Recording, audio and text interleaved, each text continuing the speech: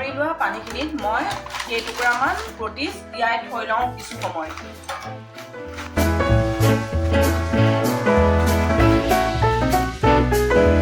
গৰম পানীত তিয়াই থোৱা প্ৰটিজ চয়াবিনকেইটা মই ভালদৰে ধুই লওঁ।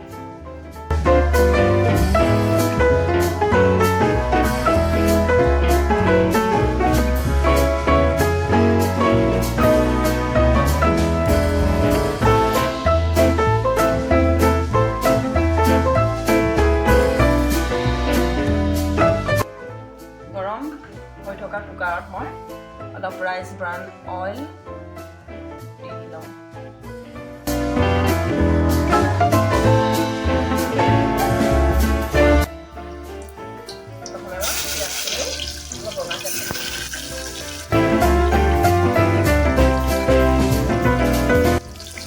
পিঁয়াজৰ লগে লগে মই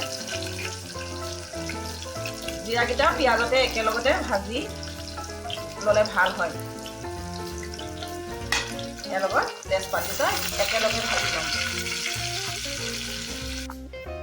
ইয়াত এতিয়া মই 1 চামুচ হালধি গুড়ি, 1 চামুচ জলকীয়া গুড়ি, 1 চামুচ চব্জি মছলা, 1 চামুচ জিৰা গুড়ি, 4টা জলকীয়া আৰু অকণমান আদা একেলগে মিক্স কৰিম।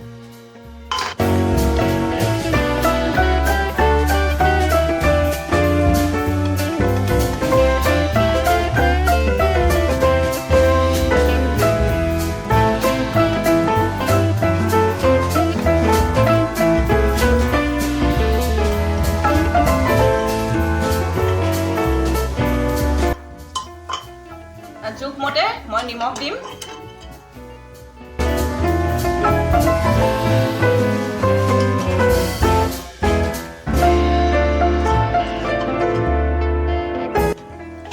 এতিয়া ইয়াত মই টুকি থোৱা প্ৰটিজ কেইটা দিম।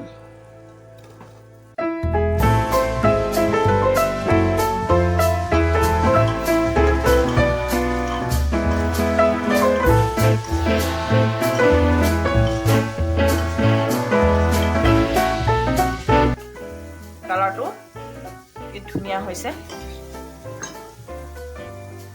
এতিয়া মই তিয়াই থৈ দিয়া এই বুটৰ দালিকেইটা ইয়াতে মিক্স কৰি দিম।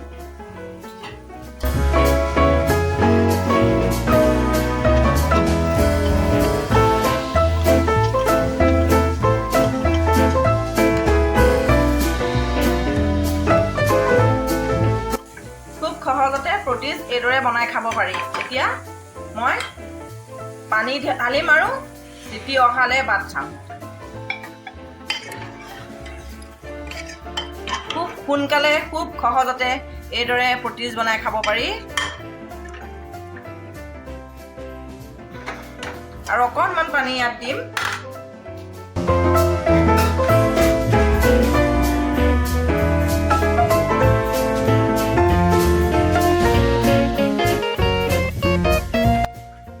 এতিয়া 10 মিনিটতে 2টা চিটি আহিলে মই নমাই দিম।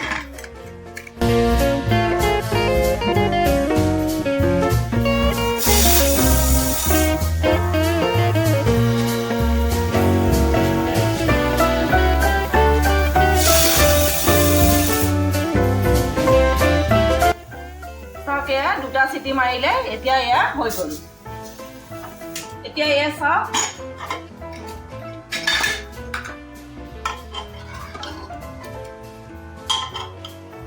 খুব ধুনীয়া হৈছে, কালাৰো ধুনীয়া হৈছে, টেষ্টি হৈছে, দেখাতে টেষ্টি হৈছে দেই। এতিয়া মই ইয়াত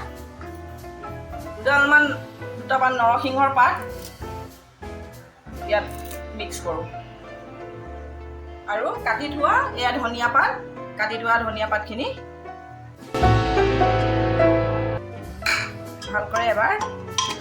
ভালদৰে এবাৰ লৰাই দিওঁ।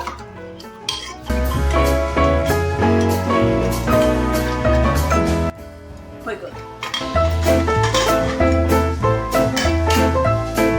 এয়া চাওক কিমান ধুনীয়া কালাৰ হৈছে প্ৰটিজ। এতিয়া মই উলিয়াওঁ ইয়াতে।